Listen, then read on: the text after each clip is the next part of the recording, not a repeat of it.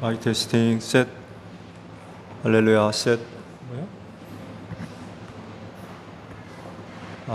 셋.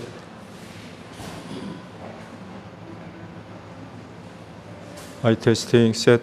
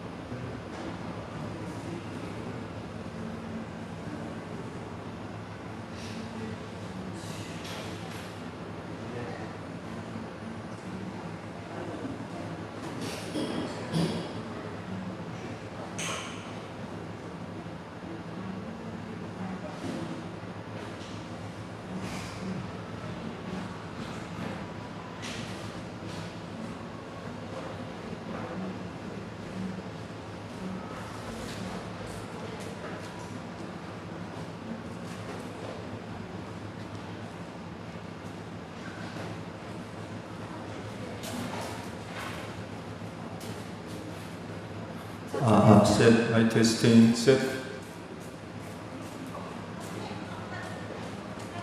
마이크 테스팅 셋. 할렐루야 셋.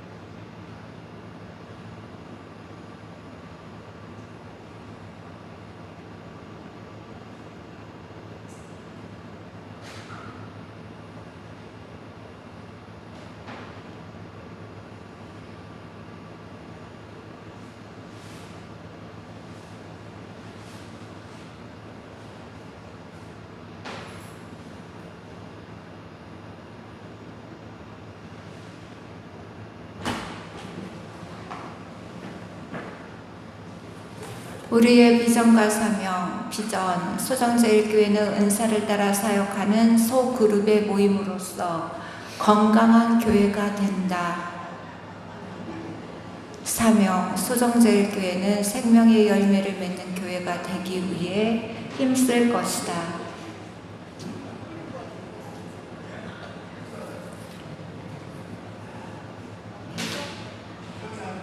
핵심가치, 첫째, 평신도 사역자를 세우는 교회. 둘째, 은사중심적 소그룹의 활성화. 셋째, 사랑의 교제. 넷째, 필요중심적 전도. 다섯째, 열정 있는 예배, 열정 있는 영성. 여섯째, 영감 있는 예배.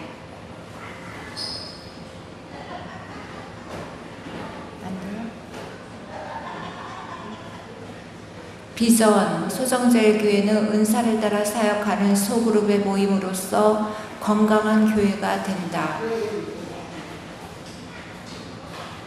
사명 소정제일교회는 생명의 열매를 맺는 교회가 되기 위해 힘쓸 것이다.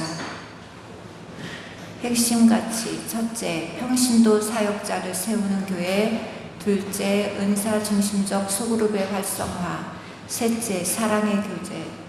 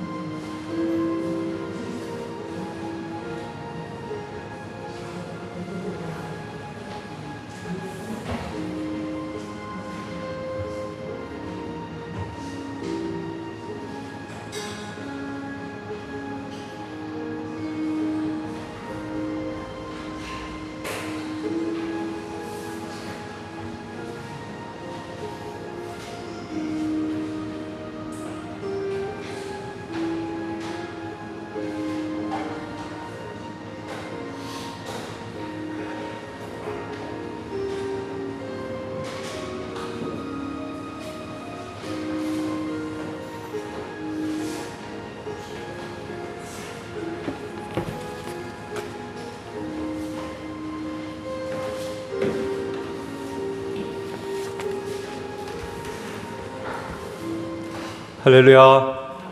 네, 반갑습니다. 먼저 교회 소식을 말씀드립니다. 나눠드린 주보를 참고해 주시기 바랍니다. 교회 임직식이 지난주 있었죠. 권사 4분과 안수집사 3분을 은혜 가운데 잘 세울 수 있었습니다. 하나님께 영광 돌리고 또 이를 위해서 섬겨주신 또 기도해 주신 많은 분들께 감사를 드립니다. 사역자로 세움받은 종들을 위해서도 기도 부탁을 드립니다. 돌아오는 주일은 선교 주일로 지키고요. 오후 예배 후에는 사역위원회로 모이겠습니다. 기억하시고 꼭 참석을 해주시기를 바랍니다. 오늘 최성집 안수집사님 그리고 홍문숙 권사님 가정에서 은혜 감사해서 간식을 제공하세요. 맛있게 드시면서 귀한 가정을 위한 기도를 또 부탁을 드립니다. 그리고 임직식을 위해서 선물이 준비됐었죠. 우리 교회 성도 가운데 선물을 받지 못한 가정이 있으면 오늘 받아 가시고요. 가정당 하나씩 나눠 주시기로 하셨다고 그러시는 것 같아요. 오시는 손님들한테는 하나씩 나눠 드린 걸로 알고 있는데 우리 식구들은 가정당 하나씩 받아 가시기를 바랍니다. 혹 전도 대상들 있죠. 그분들에게 나눠줘야 할 어떤 감동들이 계시면 또 가져가셔서 나눠주시는 것도 좋을 것 같아요. 귀하게 사용하십시오. 160개인가요? 150개인가요? 아마 조금 남아있을 것 같은데 또 귀하게 사용을 해주시기를 바랍니다. 그리고 오늘 이교원 목사님 가정과 박종현 목사님 가정이 오늘 저희 교회를 방문해 주셨는데요. 감사드리고 예배 마치고 난 뒤 또 반갑게들 인사 나눠 주시기를 바랍니다. 방문해 주셔서 고맙습니다. 감사합니다. 지방회 광고입니다. 지방회 주간 청소년 연합회 수련회가 7월 30일 목요일부터 8월 1일 토요일까지 성덕교회에서 개최가 됐습니다. 청소년부에서 아마 주관을 해서 올해 여름 수련회 중고등부 학생들을 대상으로 해서 수련회를 하는 것 같아요. 우리 저희 교회도 중고등부 학생들이 좀 있는 것 같은데 감동되시면 저한테 말씀을 해주시고 많은 또 참석을 부탁을 드립니다. 자, 우리 옆에 있는 분들과 인사합시다. 주의 이름으로 사랑합니다. 은혜 많이 받읍시다. 네. 자, 우리 다 함께 경배 찬양 부르며 아버지 앞에 나아갑니다.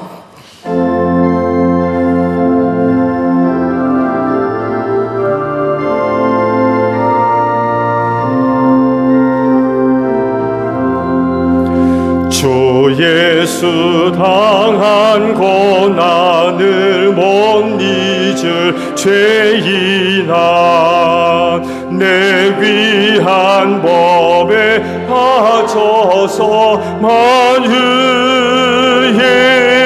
주 찬양 내 위한 법에 빠져서 만유의 주 찬양 아멘.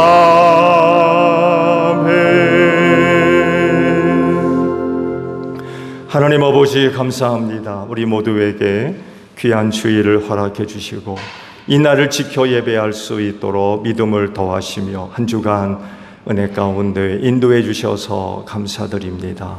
그 은혜와 사랑을 힘입고 주일 아버지 앞에 나와 예배하오니 오늘도 저희가 드리는 예배를 기쁘게 받아 주시옵소서. 하나님은 영이시니 영과 진리로 예배하라 하십니다. 성령께서 이 시간도 우리 예배를 도우셔서 신령한 예배가 되어지게 하시며 주님과 함께 드려지는 진리의 예배가 되어져서 하느님께서 기뻐 받아들일 만한 귀한 예배가 되어질 수 있도록 우리를 인도하여 주시옵소서. 특별히 성령께 이 시간을 부탁드립니다. 특별히 예배자들의 마음을 다스리시고 주관하시고 인도하셔서 순서마다 뜻을 기울이고 힘을 다하여 하나님을 예배할 수 있도록 성령님 도와 주시옵소서. 존귀하신 예수님의 이름으로 기원하옵나이다. 아멘. 회개 기도합니다.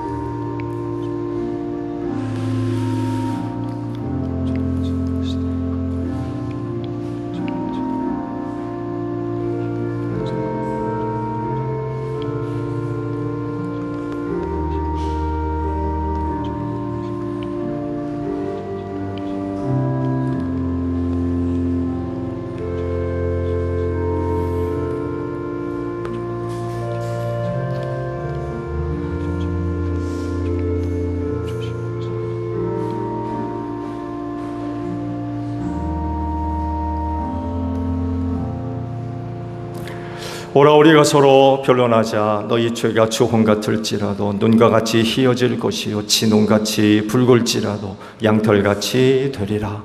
이 말씀대로 진심으로 회개한 여러분의 모든 죄를 예수 그리스도의 십자가의 은혜로 용서하셨습니다.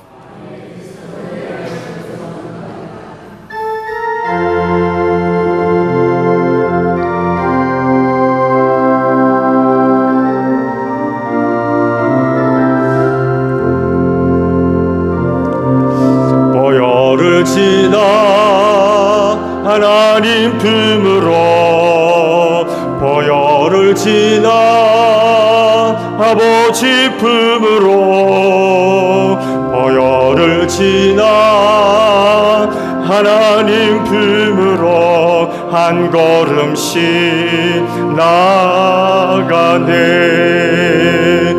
존귀한 주 보혈이 내 영이 새롭게 하시네. 존귀한 주 보혈이 내 영이 새롭게 하네.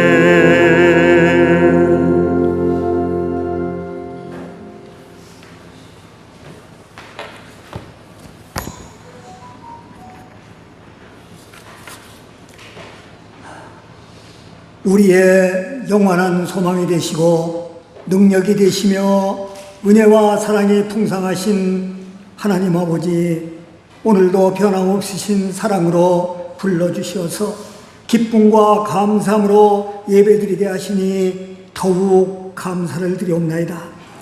이 시간 이 예배를 통하여 하나님 아버지 홀로 영광받아 주시옵고 이 자리에 임재하셔서 우리를 만나주시고 지치고 상한 영혼에 참된 안식과 새 힘을 주옵소서. 무더위로 지치기 쉬운 계절이지만 하루하루 지켜주시는 주님의 크신 사랑과 은혜를 힘입어 주님 앞에 나왔습니다. 수고하고 무거운 짐진 자들을 부르시는 주님의 긍휼하심을 의지하여 주님 앞에 나왔습니다. 성령의 기름 부으심으로 더욱더 새롭게 하셔서 주님을 향한 사랑과 믿음이 회복되게 하여 주옵소서. 여호와를 경외하는 것이 지식의 근본이오니 이기적인 욕심을 버리고 이타적인 삶을 살게 하여 주옵소서. 저희의 몸이 하나님의 거룩한 성전이오니 여호와를 앙망하며 하나님이 기뻐하시는 일에 최선을 다하며 살게 하여 주옵소서. 전능하신 하나님 아버지, 우리나라를 구원하여 주옵소서. 악인들이 풀처럼 돋아나고 사악한 자들이 꽃처럼 피어나더라도 그들은 영원히 멸망하고 말 것이요 의인은 종려나무처럼 무거지고 레바논의 백향목처럼 높이 치솟을 것이라고 말씀하셨사오니 예수 그리스도의 십자가의 보혈로 속죄함을 받고 하나님 아버지의 만극하신 은혜로 의로워진 그리스도인들의 우국 충정에 간절한 기도를 연락하시고 우리나라 대한민국을 구원하여 주옵소서. 세워주신 목사님께 성령과 지혜로 충만케 하시고 성령의 기름을 부어주셔서 능력의 종으로 주님께서 주신 사명을 잘 감당케 하시며 양떼들을 먹이시는데 부족함이 없게 하여 주옵소서. 늘 건강으로 축복하여 주옵소서. 이 시간 목사님을 통해 선포되는 말씀이 육을 만족시키는 말씀이 아니라 영을 강하게 하고 생명을 살리는 말씀이 되게 하옵소서. 능력과 성령과 큰 확신으로 전하는 말씀 되게 하여 주옵소서. 오늘 이 예배를 온전히 성령님께 의탁하옵고 우리의 소망이 되시고 능력이 되시는 우리 주 예수 그리스도의 이름으로 간절히 기도드리옵나이다. 아멘.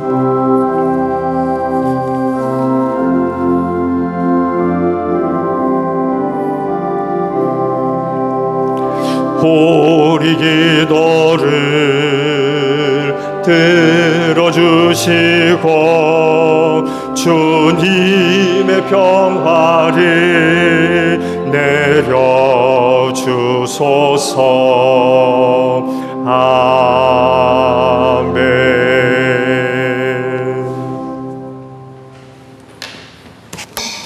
성경 감림절 여덟째 주일 성서 독서입니다. 제1독서는 시편 139편 1절부터 12절입니다. 주님께서 나를 샅샅이 살펴보셨으니 나를 환히 알고 계십니다.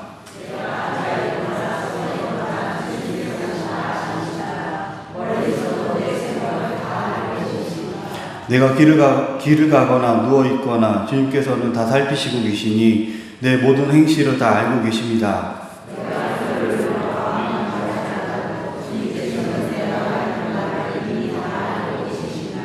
주님께서 나의 앞뒤를 두루 감싸 주시고 내게 주님의 손을 얹어 주셨습니다.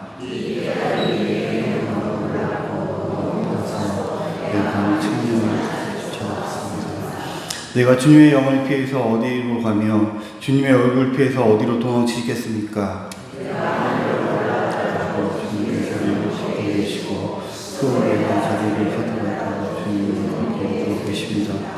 내가 저 동력 너머로 날아가거나 바다 끝 서쪽으로 가서 거기에 머무를지라도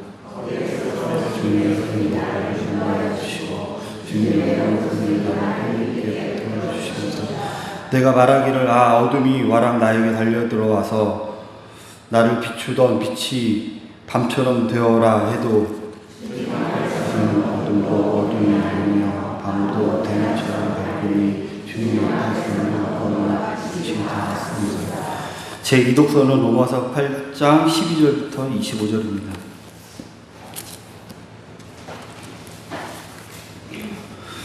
그러므로 형제자매 여러분, 우리는 빚을 지고 사는 사람들이지만 육신의 빚을 진 것이 아닙니다. 우리는 육신을 따라 살아갈 존재가 아닙니다.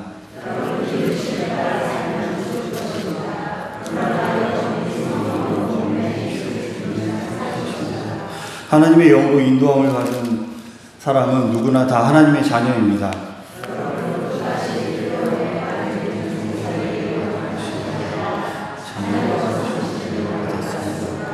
그래서 우리는 그 영으로 하나님의 아빠, 아버지라고 부릅니다.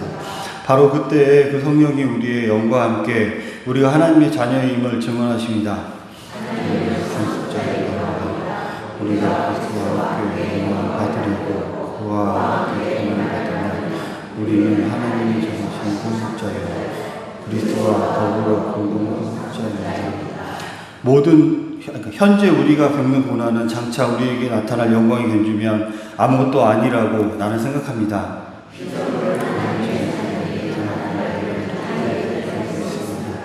피조물이 허무에 굴복했지만 그것은 자의로 그렇게 한 것이 아니라 굴복하게 하신 그분이 그렇게 하신 것입니다. 그러나 소망은 남아 있습니다. 피조물, 경다리에서 해방을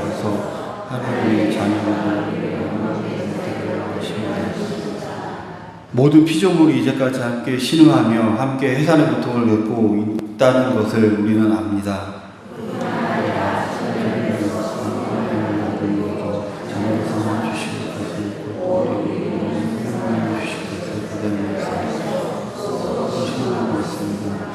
우리는 이 소망으로 구원을 얻었습니다. 눈에 보이는 소망은 소망이 아닙니다.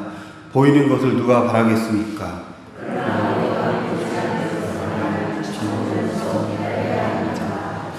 이는 살아계신 하나님의 말씀입니다.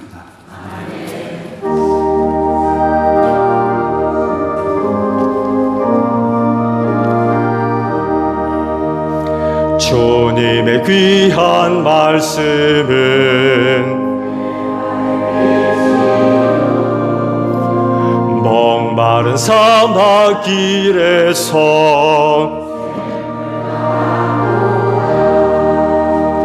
굶주린 나의 영혼을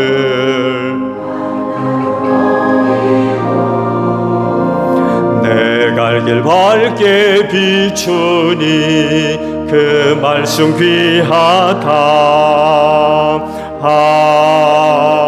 아멘. 오늘 주의를 해주시는 말씀을 봅니다. 요한복음 2장 11절 한 절에 있는 말씀만 봅니다. 예수께서 이 첫 번째 표징을 갈릴리 가나에서 행하여 자기의 영광을 드러내시니 그의 제자들이 그를 믿게 되었다. 아멘. 오늘도 주의를 지켜 하나님께 예배하시는 여러분 모두에게 부활의 소망이 충만하기를 축복합니다. 네, 감사합니다.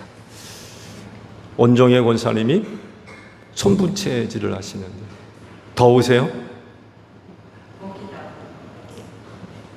이쪽 에어컨을 껐는데 괜찮으세요?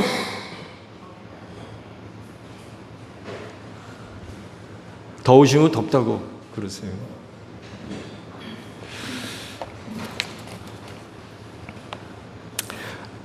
이번 주일을 시작으로 해서 몇 주간 요한복음을 중심으로 해서 이 표적과 표징과 관련된 설교를 계획을 했습니다. 7가지 예수님이 이제 부활하신 후 갈릴리 호숫가에서 제자들을 만나서 물고기를 잡은 것을 빼고 한 7가지 표징이 요한복음에 기록이 되어져 있습니다. 7가지 이 표징을 중심으로 해서 설교를 준비를 하려고 합니다. 요한복음에 대한 별칭이 하나 붙어 있습니다. 표징의 복음 혹은 표징의 책이라고 부르기도 합니다. 그렇게 부를 정도로 요한복음에 있어서 이 표징 혹은 표적이 굉장히 중요한 그런 부분들을 차지하고 있습니다. 요한복음 20장 30절과 31절에 네, 고맙습니다. 이 말씀을 보게 되면 요한복음에서 표징이 어떤 위치를 차지하고 있는지 우리가 그것을 발견할 수 있어요. 보면 예수께서 제자들 앞에서 이 책에 기록하지 않은 다른 표징도 많이 행하셨다. 그런데 여기에 이것이나마 기록한 목적은 여러분으로 하여금 예수가 그리스도요 하나님의 아들이심을 믿게 하고 또 그렇게 믿어서 그의 이름으로 생명을 얻게 하려는 것이다 라는 말씀이 있어요. 혹 어떤 사람은 이 구절이 요한복음의 마지막 구절이라고 이야기하는 분도 계신. 그 뒤로 이제 갈릴리 마지막 그 호숫가에서 제자들을 만나는 그 사건이 기록되어 있는데 혹자는 첨부된 그런 그 말씀이 아니냐 이런 주장도 하는데 여하간에 이 구절 요한복음 20장 30절에서 31절의 이 말씀을 보게 되면 요한복음에서 이 표징이 어떤 위치에 차지하고 있는지 우리가 금방 알아차릴 수 있습니다. 다른 복음서들은요 여러 가지 표징을 포함해서 다양한 기적 것들을 기록을 했어요. 그런데 요한복음은 7개의 표징을 선별적으로 뽑아가지고, 의도적이죠. 요한의 의도입니다. 의도적으로 7개의 표징만 기록을 했습니다. 이유가 뭘까요? 그 이유는요, 표징마다의 주제가 달라요. 물론 내용도 다르겠죠. 내용도 다르겠지만 그 표징이 다루고 있는 주제가 각기 다릅니다. 같은 주제가 없어요. 서로 다른 주제입니다. 오늘 물이 포도주가 된 그런 표징도 바로 그런 이유가 있습니다. 물론 내용도 다르고 사건도 다르지만 요한이 다루고자 하는 주제가 달라요. 이제 말씀을 드리겠습니다. 말해도 너희들이 믿어야 할 독자들이겠죠. 그 당시 독자들, 너희들이 믿어야 할 예수는 질의 주다. 이걸 지금 독자들에게 알려주고 싶은 그런 뜻이 있어서 이 말씀을 이제 기록을 했던 것입니다. 요한이 기록하고 있는 그 표징의 그 내용들을 보게 되면, 그래서 표징이겠습니다만 해도 인간이 극복할 수 없는 한계 상황에 예수님이 개입하셔서 한 가지 그 문제를 해결해 나가시는 예수님을 이야기를 합니다. 그렇게 하심으로써 예수가 하나님의 아들이고 메시아며 그리스도이시고 구원자라는 것을 알리시면서 너희는 이 예수를 믿어야 된다. 너희가 이 예수를 믿으면 구원받을 수 있어. 라는 것을 알려주려고 하는 의도가 있었던 거죠. 믿음에 대한 그 말씀이 나와서 잠깐 언급을 드리면, 신앙 혹은 믿음이라고 하는 것은 결과가 전제되어 있습니다. 결과가 전제되어 있어야 믿을 수 있다는 거예요. 기독교 신앙은 바로 이런 겁니다. 결과가 어떻게 될지 알지 못하고 무턱대고 믿을 수 없어요. 이걸 맹신이라고 그러죠. 그냥 무턱대고 믿는 거. 내가 예수를 믿음으로 말미암아 어떤 결과가 있을 것이냐라고 하는 결과가 항상 전제되어 있어요. 그래서 믿을 때의 이유가 있는 거죠. 왜 믿느냐? 왜 믿음을 가져야 되느냐? 믿음의 이유가 어디 있고 목적이 어디 있느냐? 항상 결과가 전제되어 있다는 것입니다. 그래서 성경을 보게 되면 어떤 경우에도 믿음의 대상이 없거나 또 결과가 없는 것을 믿으라고 하지 않습니다. 누구를 믿어야 될지, 또 무엇을 믿어야 될지, 왜 믿어야 되는지 성경은 분명하게 밝히고 있어요. 이게 이야기하는 기독교의 신앙입니다. 요한이 기록하고 있는 7가지 표징이 바로 이런 겁니다. 사람들이, 독자들이죠, 7가지 표징에 기록된 말씀을 보면서 누구를 믿어야 될지, 믿는다 그러면 왜 믿어야 할지, 그거를 지금 알려주고 있는 거예요. 앞으로 7가지 표징과 관련된 말씀을 보게 될 텐데, 요한의 의도대로 여러분들도 누구를 믿어야 되지, 또 누구를 믿고 있는지, 믿는다면 왜 믿어야 되는지 오늘 여러분들의 신앙의 주소와 상태들을 한번 확인해 보시기 바랍니다. 그래서 설교를 시작하면서 이런 질문을 좀 하면서 설교를 시작을 해볼까 합니다. 여러분은 오늘 좀 누구를 믿고 계십니까? 누구를 믿고 있나요? 믿고 있다면 왜 믿으시죠? 왜 믿으십니까? 주님 그러시잖아요. 인자가 올 때 믿음이 있을 자를 보겠느냐. 오늘 이와 같은 경고의 말씀은 신앙생활하는 성도들을 좀 자극시키는 그런 거 말씀이죠. 오늘 내가 믿음이 있다 하는 사람들인데 그런 말씀을 하셨다는 건 정말 우리에게 큰 경고가 되고 있는 말씀에는 뭐 틀림이 없는 것 같아요. 잘 믿고 계신가요?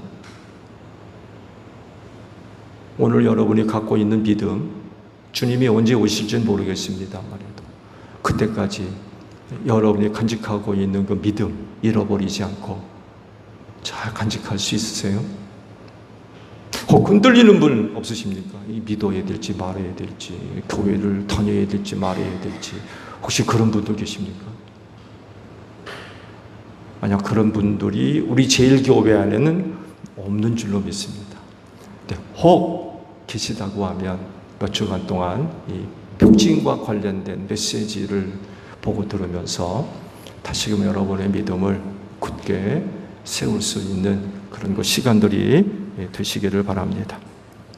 오늘 보신 말씀은요, 예수님의 첫 번째 표징을 기록한 말씀이죠. 그 유명한 가나의 혼인잔치입니다. 가나라고 하는 곳에서 누군가의 그 집에 혼인이 있었던 것 같아요. 그 가나의 그 혼인잔치 예수님과 그 제자들이 초대를 받았습니다. 그리고 모친 어머니 마리아도 거기 계셨다고 그래요. 그래서 이런 그 말씀들을 볼 때 어떤 주석가는 이렇게도 설명을 하더군요. 아마 그 가나의 혼인잔치에 어머니가 거기 계셨던 것을 보면 아마 먼 친척 가운데 누가 혼인이 있었던 게 아니냐, 이런 얘기도 합니다. 근데 여하간에 그 혼인잔치에 초대를 받아가지고 예수님과 그 제자들을 비롯해서 어머니도 그 혼인잔치에 참여를 하게 되었습니다. 근데 포도주가 떨어졌대요. 알려진 바에 의하면 유대인의 그 혼인 풍습이 길게는 일주일 이상 가기도 한다고 그래요. 하루 1시간으로 끝나는 게 아니라 그렇게 오랜 시간 동안 혼인잔치를 벌였다고 합니다. 왜냐하면 유대인들에게 있어서 결혼은 개인을 넘어서서 또 가정을 넘어서서 그 마을의 잔치였다고 그래요. 마을 잔치. 그러다 보니까 많은 사람들이 그 혼인 예식에 참여하게 될 수밖에 없고, 그러다 보니까 이제 먹고 마시는 게 많을 수밖에 없죠. 그래서 대부분 유대인들의 혼인식은 추수철에 많이 했다고 그래요. 왜? 그때 먹을 것과 마실 것들이 많이 나와서 준비하는데 어려움이 없었기 때문에 대부분의 혼인식은 추수철과 연결되어 있다고 합니다. 잔치집의 포도주는요, 그 잔치를 좌우할 정도로 굉장히 중요한 음식이었다고 그래요. 그 포도주를 뭘 준비하느냐, 또 어떤 것을 준비하느냐에 따라서 그 혼인식의 질을 이제 결정하는 거죠. 혼인식이 잘 됐다, 뭐 안 됐다를 좌우할 정도로 그 혼인식의 포도주가 굉장히 중요한 그런 부분을 차지했다고 합니다. 근데 이제 그 포도주가 떨어진 거예요. 그 집 혼인식에는 많은 사람들이 왔었나 보죠. 아니면 온 사람들이 더 많이 마셨던지, 아니 무슨 이유인지 모르겠는데 포도주가 떨어졌던 거예요. 그 혼인식을 준비할 때는 주인이 아마 틀림없이 이맘쯤 올 거다라고 생각해서 준비했겠죠. 그렇지 않겠어요? 근데 이 포도주가 떨어진 거예요. 난리가 난 거죠. 아마 그 집주인은 이 문제를 해결하려고 아마 동서남 분주하게 아마 해결하려고 굉장히 애를 썼을 것입니다. 근데 그때 한 사람이 예수님한테 이 문제를 의탁하죠. 어머니입니다. 마리아가 이것을 알고는 예수님한테 이 문제를 좀 해결해 달라고 이제 부탁을 하게 되죠. 그 잔치집이 친척집이었다고 하면 그 집에 그 포도주가 떨어진 문제는 남의 문제가 될 수 없죠. 그렇죠? 손님으로 온 게 아니라 만약에 친척집이었다면 그건 나와 무관할 수가 없죠. 그랬을 때에 마리아가 제일 먼저 생각한 게 예수였어요. 아들 예수. 아들 예수라면 이거 해결할 수 있겠다.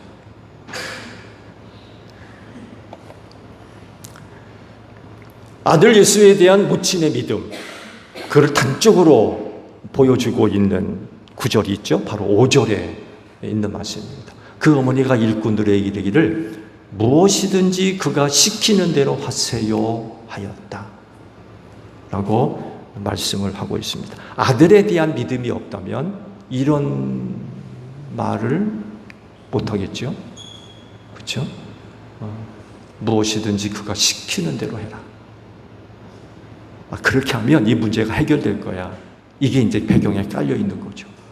어머니로서 아들에 대한 절대적인 신뢰, 믿음을 갖고 있는 거죠. 단순히 인간적인 관계를 넘어서서 마리아에게는 아들 예수를 바라보는 또 다른 눈이 있었던 거예요. 또 다른 눈. 다르게 보고 있었던 거죠.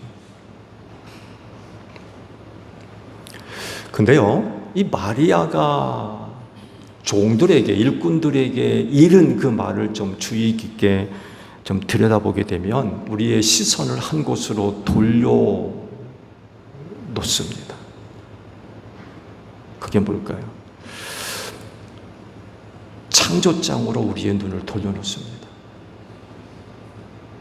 마리아의 이 말을 조금 깊이 있게 묵상하면 우리의 시선을 창세기 1장과 2장의 말씀으로 우리의 시선을 돌려놓습니다. 태초에 하나님이 천지를 창조하셨다 라고 시작을 하고 있죠. 그러면서 천지 창조 뭘로 만드세요? 말씀으로 만드십니다. 빛이 있어라. 말씀대로 됩니다.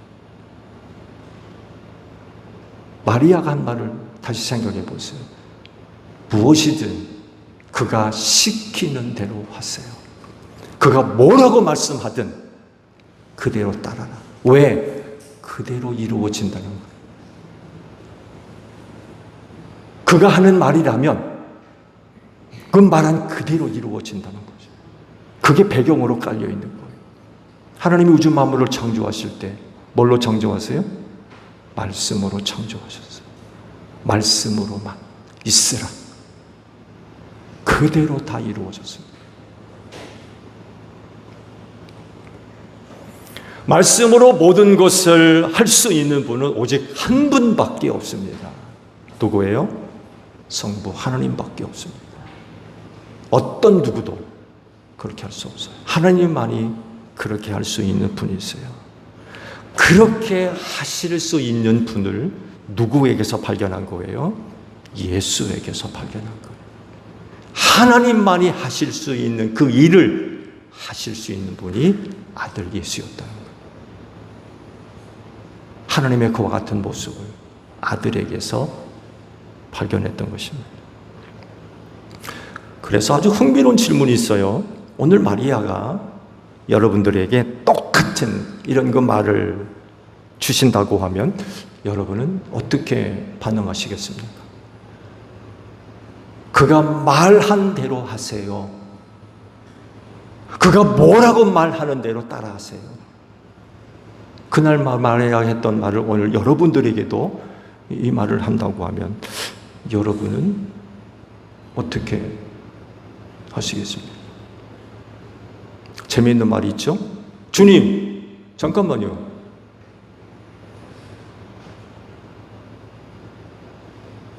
무슨 얘기인지 아시죠? 주님이라고 불러놓고는 잠깐만요.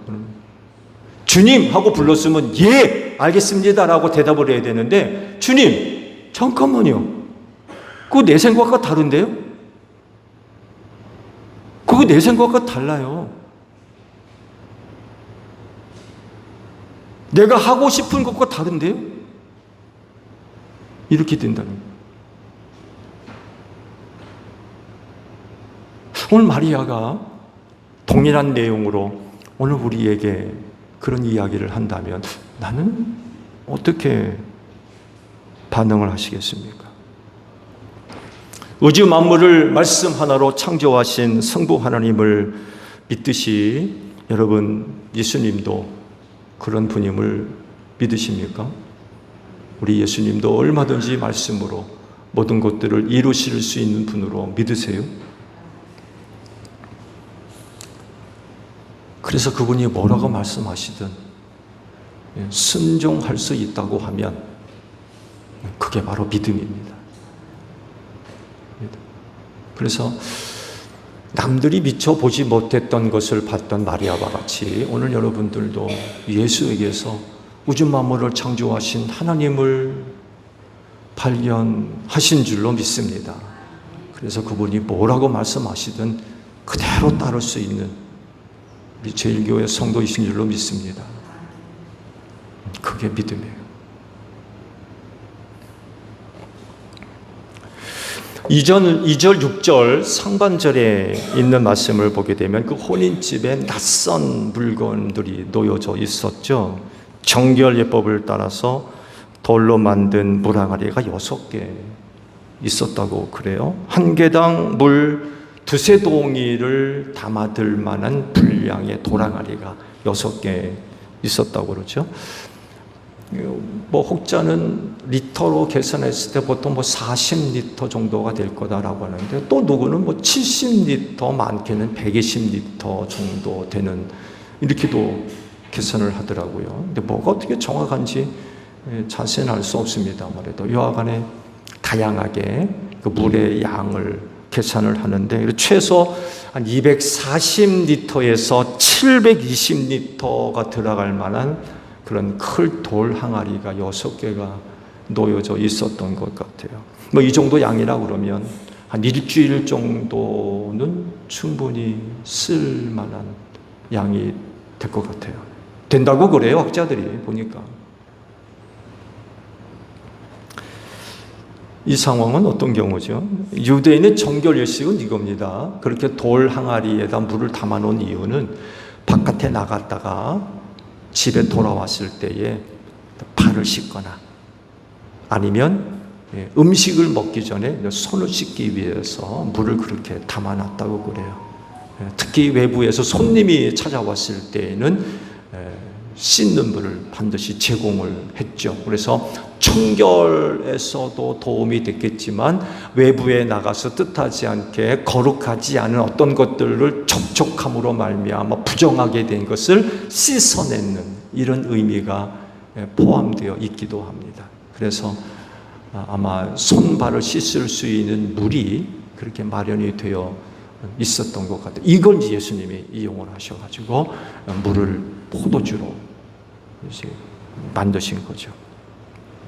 이와 관련된 유대인들의 재미있는 속담이 하나 있길래 소개를 드립니다. 씻는 데 물을 많이 사용하는 사람은 이 세상에서 많은 재물을 얻을 것이다 라고 하는 속담이 또 있다고 그래요. 이런 속담이 만들어진 이유를 가만히 생각해 보니까 아마 누군가가 손님으로 집에 찾아왔을 때에 손발을 씻을 수 있는 물을 아끼지 않고 제공할 수 있는 그런 그 부분들에 대한 긍정적인 그런 그 부분들을 이야기하고 있는 것 같아요. 아끼지 않고 손님들에게 손발을 씻을 수 있는 물을 제공하는 것에 대한 더 긍정적인 이런 부분들을 이제 하는 이야기로 이런 속담이 만들어진 것 같아요. 예수님이 일꾼들을 이제 시켜가지고 도랑아리에 물을 가득 채우라고 하셨고, 그렇게 하니까 이제는 또다가 천치쌍으로 내가라고 말씀을 하셨어요. 그래서 내갔는데 그것을 맛본 사람들이 굉장히 놀라워하죠. 이런 얘기를 해요. 누구든지 먼저 좋은 포도주를 내놓고 손님들이 취한 뒤에는 덜 좋은 것을 내놓는데 그대는 이렇게 좋은 포도주를 지금까지 갖고 있었느냐고 잔치집의 주인은 칭찬을 해줍니다. 더 좋은 것을 내왔다는 거죠. 더 좋은 것을. 물이 포도주가 된 표징의 핵심은 이겁니다. 뭐겠어요?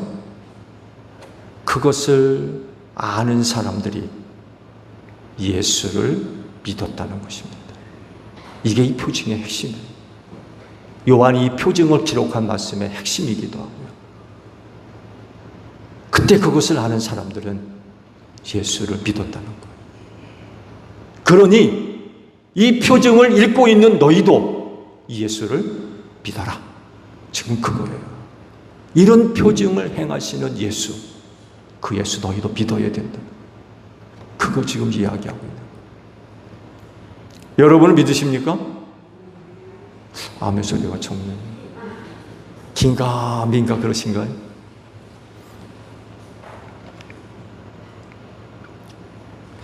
물을 포도주로 만든 예수, 곧 퀄리티라고 그러죠. 질의 주. 질의 주. 물이 포도주가 된 이 표징의 핵심 바로 이겁니다. 그분은 질의 주라는 겁니다. 근본적으로 질을 바꿔버리시는 분이라. 물이 포도주가 되는 것은 한 물질이 다른 물질로 완전히 변화되는 겁니다. 바뀌는 거예요.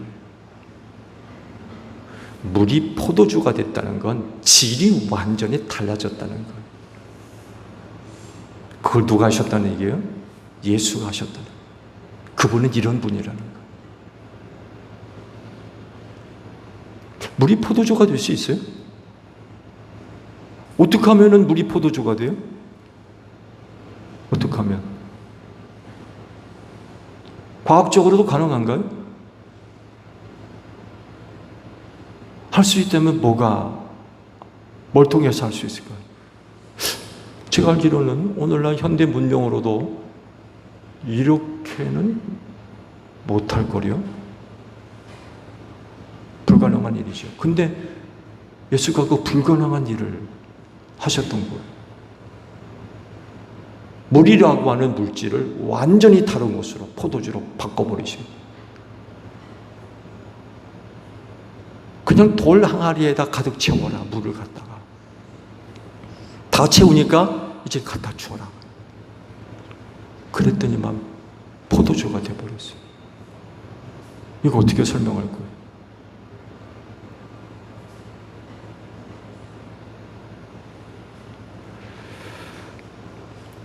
그래서 포도주를 맛본 사람들은 금방 알아차렸습니다. 네. 포도주를 맛본 사람들은 금방 알아차렸어요. 이게 물인지 포도인지 모르겠어요. 물론 우리 예수 믿는 사람들이야 뭐 술을 마시는 분들은 아니라서 포도주를 마셔도 성찬식 때나 찔끔 그냥 요만한 컵에다가 그러고 말잖아요. 그리고 포도주도 그냥 설탕에다 그 포도 해가지고 그렇게 만들어낸 포도주라서 또 다르게 만들어내는 포도주는 어떤 맛인지는 모르겠습니다만 해도 여하간에 근동 지역에서 포도주는 거의 음료처럼 마셨잖아요. 물을 섞어가지고. 그러니까 포도주 맛을 금방 아는 거예요. 금방. 이게 좋은 건지 나쁜 건지. 근데 물맛과 포도주 맛을 구분 못하겠어요? 금방 알아차리지. 근데 나중에 내가 포도주 맛을 보고는 금방 알아차렸어요. 지금까지 먹어본 포도주보다 훨씬 좋다는 것을 금방 알아차렸어요. 그 누가 만드셨어요? 예수께서 그렇게 만드셨다. 물을 질 좋은 포도주로 바꿔버리시고. 이 표징을요, 가만히 또 묵상하게 되면 또 하나의 사건으로 연결이 돼요. 이렇게 보겠어요? 하나님의 인간 창조입니다. 여러분, 하나님이 사람을 만드실 때 어떻게 만드셨어요? 흙으로 빚었어요. 제일 처음에 흙으로 사람의 모양을 이렇게 만들어 놓으셨어요.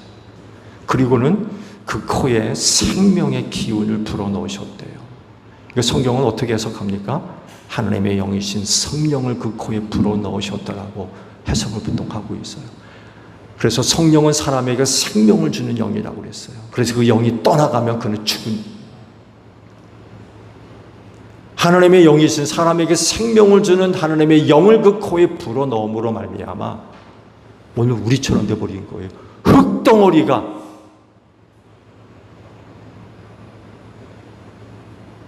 상상이 가세요?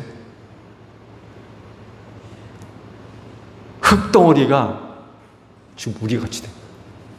우리같이. 물이 포도주가 됐다는 거 바로 이런 거예요. 놀라운 거죠?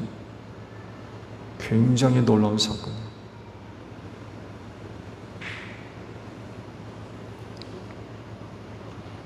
근본적인 변화예요.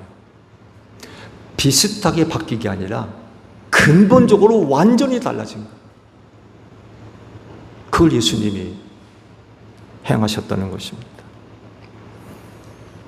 이 질적인 이런 변화는요, 어떤 누구도 할 수 없어요. 어떤 누구도. 앞서 제가 말씀드렸죠. 물을 어떻게 하면 포도주로 만들어요? 자, 질문을 바꿔볼까요? 흙이 어떻게 생명체가 돼요? 흙으로 만들어 놓는 게 어떻게 좀 생명체가 될 수 있느냐고요. 어떻게 하면은. 이렇게 할 수 있는 분은 하나님밖에 안 계시는 거예요. 그렇게 일하시는 하나님이 누구를 통해 나타나요? 예수님을 통해서 나타나요. 그렇게 하실 수 있는 분은 한 분, 하나님밖에 안 계신데 그 일을 지금 예수께서 하고 있다는 거예요.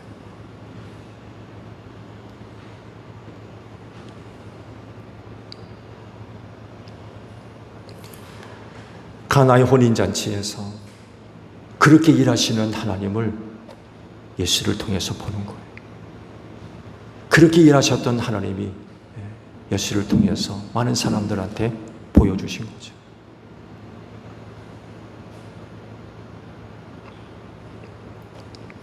가나의 혼인잔치에 등장하는 몇몇 사람들이 있죠. 그 중에서 서로 비교해 볼 만한 사람들이 하나 있습니다. 그거는요, 물이 포도주가 된 것을 아는 사람과 모르는 사람들입니다. 이 둘 사이에 비교될 만한 그런 부분들이 있어요. 구절을 보게 되면 포도주로 변한 물을 맛보고 그것이 어디에서 난지 아는 사람과 모르는 사람들이 있다고 기록을 하고 있어요. 근데요, 이런 상황 가운데 알고 있던 어떤 사람이 모르고 있는 사람한테 가가지고 세상에 이러쿵저러쿵 해가지고 포도주를 갖고 왔는데 당신이 지금 마신 포도주가 그렇게 해서 만들어진 거예요 라고 이야기해 주면 믿었을까요? 안 믿었을까요?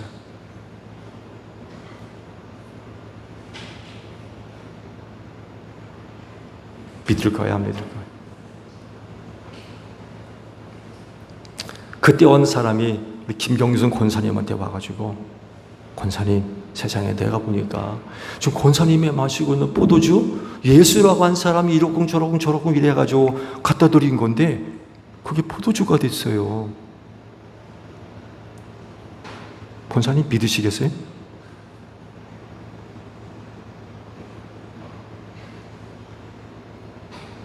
고개를 끄덕끄덕 거리시면 믿겠다는 얘기입니까? 쉽지 않죠. 실제로 그런 일이 벌어졌다고 생각해 보세요. 그거 믿을 수 있어요?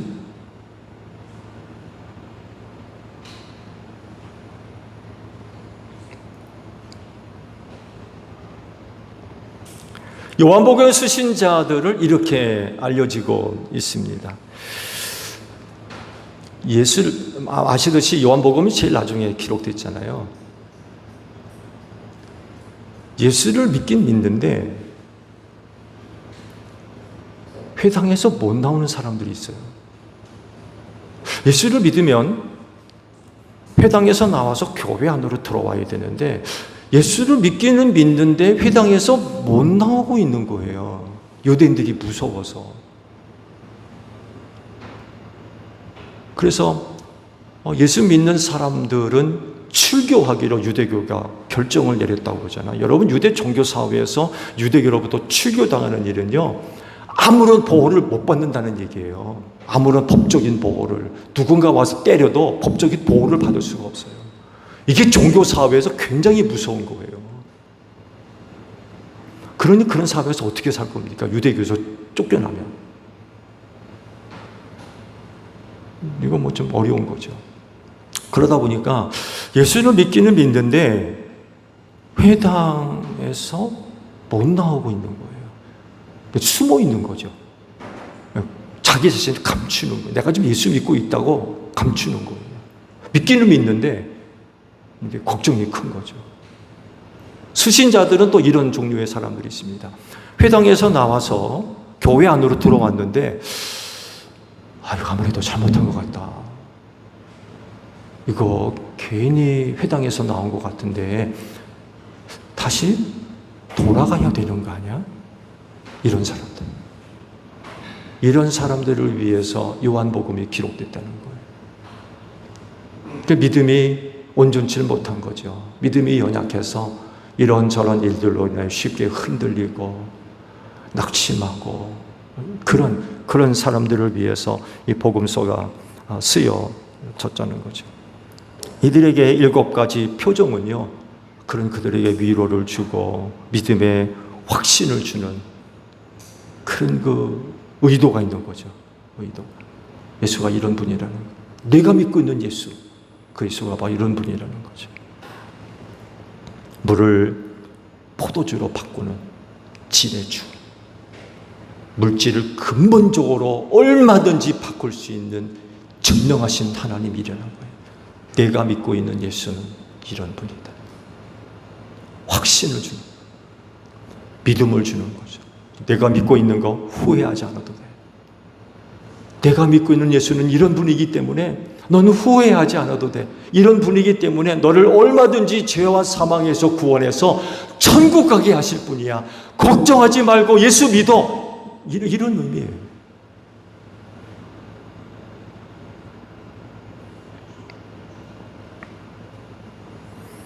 예수님이 그러잖아요. 나를 믿는 자는 죽어도 살고 무릇 살아서 나를 믿는 자는 죽지 않을 거다.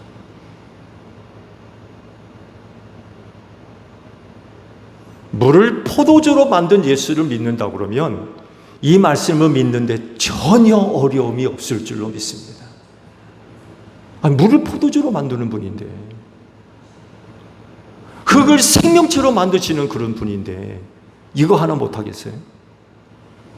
이거 하나 못하시겠네요. 죽은 자를 살리고 무릇 살아서 믿는 자는 영원히 죽지 아니할 거라고 하신 약속의 말씀을 못하실 분이겠느냐고요. 얼마든지 우리를 구원하실 수 있는 그런 분이라는 거죠.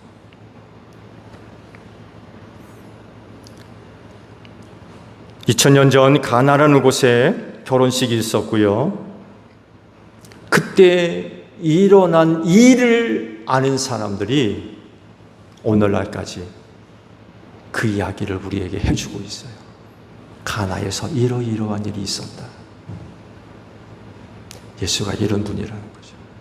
지금도 여전히 우리에게, 그리고 어떤 사람들에게 2000년 전에 있었던 가나의 사건들을 계속해서 이야기를 해주고 있습니다. 여러분 믿으시죠? 그러니까 오늘 주일날 딴 데 가지 않고 여기 오시죠. 그렇지 않나요?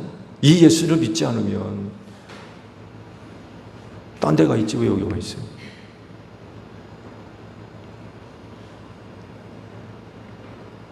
지금도 여기보다 더 좋은 곳이 얼마나 많이 있습니까? 여러분을 즐겁게 하고 기쁘게 하고 정말 짜릿하게 만드는 그런 곳이 얼마나 많이 있습니까? 그러나 그럼에도 불구하고 오늘 1시간 이 자리에 앉을 수 있다는 건 물을 포도주로 만든 예수를 믿기 때문인 거죠. 그 예수를 믿기 때문에.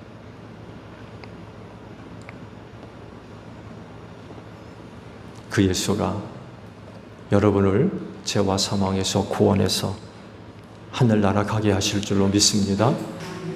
여러분 예수 잘 믿으시기 바랍니다. 기도하겠습니다.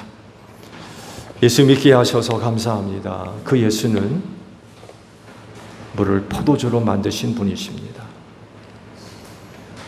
그러하기에 그 예수 믿는 것 절대로 후회하지 않게 하옵소서. 그걸 생명체로 만드신 분, 물을 포도주로 만드신 분, 그 예수를 믿게 하시니 참 감사합니다. 그분이 우리를 죄와 사망에서 구원해서 천국 가게도 하실 줄로 믿습니다. 그리하오니 오늘 우리가 예수 믿는 것 후회하지 않게 하시고 오늘 우리가 갖고 있는 믿음 끝까지 잘 간직하게 하시며 우리 앞에 놓여 있는 남은 신앙의 경주 끝까지 잘 달려갈 수 있는 제일교회 모든 성도들 되어지게 하옵소서. 예수님의 이름으로 기도하옵나이다. 아멘.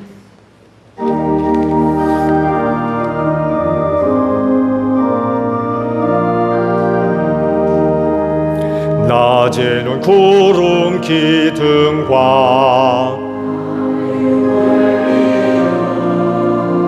주 백성 앞에 나타나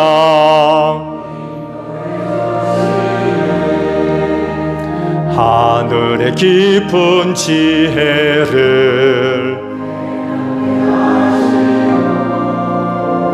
주 말씀 밝히 알도록 늘 도와주소서. 아멘. 주신 말씀 우리 생각하며 화답 찬양 우리 하나님께 드립니다.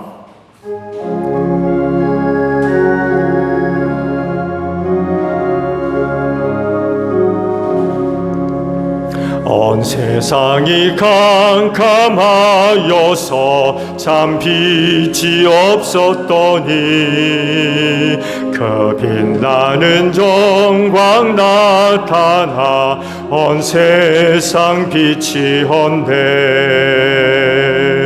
영광 영광의 주 영광 영광의 주 밝은 그 빛 내게 비추었네.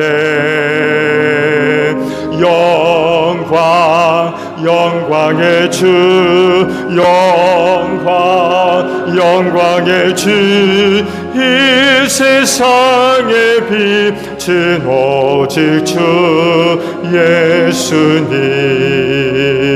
주 말씀을 믿는 사람은 그 마음이 시원하고 주 명령을 준행하는 자 그 길이 환하겠네. 영광 영광의 주 영광 영광의 주 밝은 그 빛 내게 비추었네. 영광 영광의 주 영광 영광의 주 이 세상의 빛은 오직 주 예수님.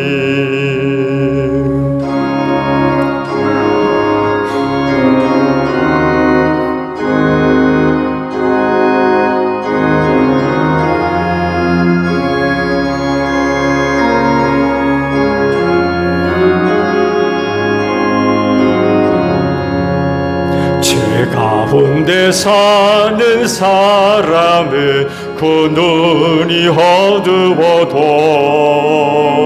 그 죄악을 씻는 날에는 그 눈이 밝아지네. 영광 영광의 주 영광 영광의 주 밝은 그 빛 내게 비추었네. 영광 영광의 주 영광 영광의 주 이 세상의 빛은 오직 주 예수님. 본문의 말씀을 함께 나눕니다. 주께서 말씀하시길 내가 제단에 제물을 드리려고 하다가 내 형제나 자매가 내게 어떤 모난을 품고 있다는 생각이 나거든 너는 그 제물을 제단 앞에 놓아두고 먼저 가서 내 형제나 자매와 화해하여라. 그런 다음에 돌아와서 제물을 드려라 하셨습니다. 주님의 평화가 여러분과 함께 하시기를 축복합니다. 화해를 이룬 증거로 주변 교우들과 평화 인사를 나눕시다. 샬롬.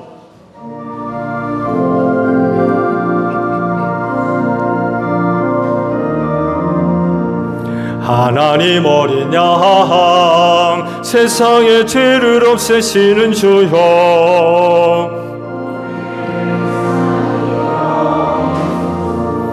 하나님 어린 양 세상의 죄를 없애시는 주여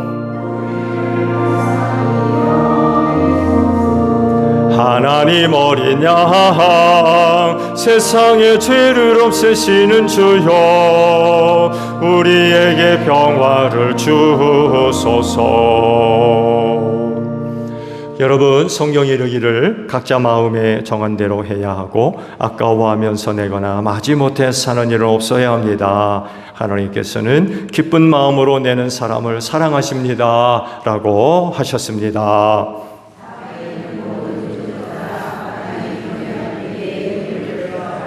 아멘.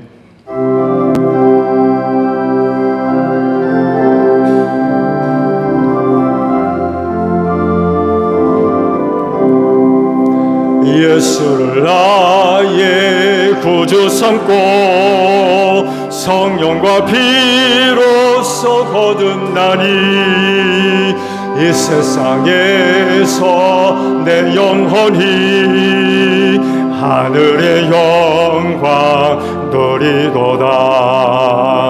이것이 나의 간증이요 이것이 나의 찬송일세.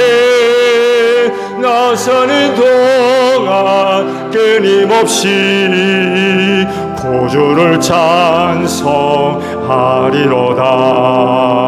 온전히 주께 맡긴 내 영 사랑의 힘성을 듣는 중에 천사들 왕래하는 것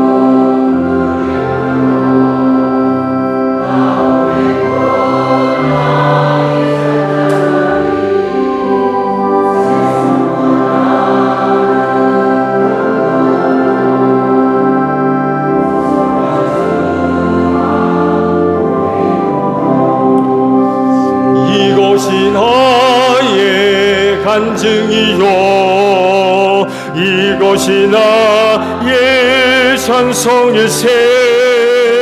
나 사는 동안 끊임없이 구주를 찬송하리로다.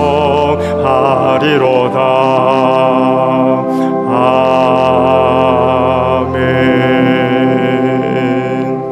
한 주간 감사드립니다.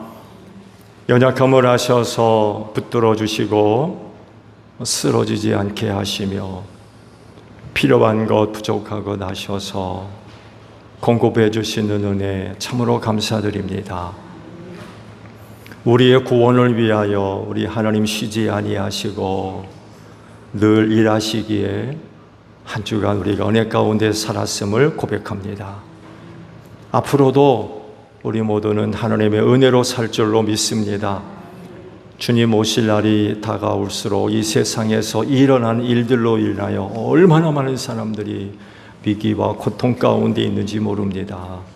그렇지만 하나님은 우리를 눈동자와 같이 지켜주시고 불꽃과 같은 눈으로 살펴주시며 하나님의 장중의 손에 꼭 붙잡아 주시고 시험과 환난이 지나기까지 하나님의 품 안에 품어주시며 하나님의 생명싸개 속에 우리의 영혼을 지켜주시고 보호해 주실 줄로 믿습니다.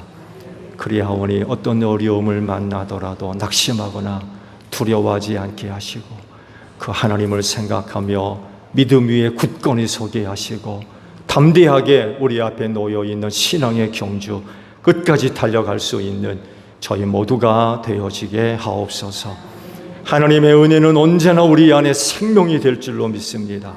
우리 하나님의 능력이 되고 권능이 될 줄로 믿습니다. 그 은혜를 힘입고 넉넉하게 승리할 수 있는 저희 모두가 되어지게 하옵소서. 이 믿음들을 축복하소서. 하나님을 알지 못하는 많은 사람들 앞에 하나님의 살아계심과 그 은혜와 은총의 사랑을 증거할 수 있는 복된 성도들 되어지게 하시며 한 분 한 분 축복의 통로들로 소중하게 쓰임받아서 저로 말미암아 하나님의 은혜가 그 귀한 가정 가운데 차고 넘치게 하시고 우리의 이웃을 구원하며 주님의 몸인 교회를 든든히 세워나갈 수 있는 축복의 통로들 다 되어지게 하옵소서. 피땀 흘린 예물입니다. 하나하나 기억해 주시고 쓰일 때에 오직 하나님의 영광과 뜻을 이루는 데에 소중하게 사용될 수 있도록 성령께서 귀한 길로 인도하여 주시옵소서. 감사하며 예수님의 이름으로 기도하옵나이다. 아멘. 파송찬송 우리 부르겠습니다.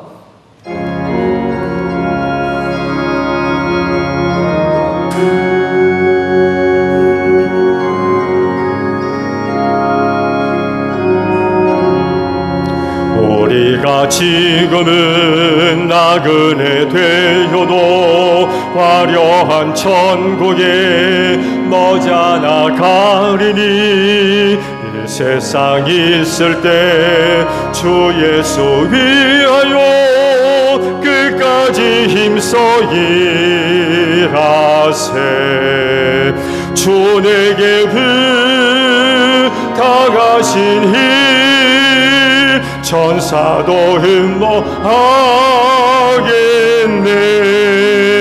화목해 하라신 구주의 말씀을 온 세상 널리 전하세.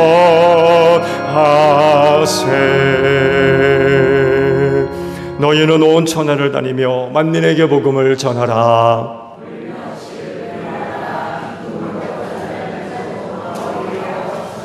아멘. 지금은 우리 주 예수 그리스도의 은혜와 하나님 아버지의 극진하신 사랑하심과 성령님의 교통하심이 주의를 지켜 아버지 앞에 예배하는 성도들 위해 영원히 함께 하시기를 축원하옵나이다.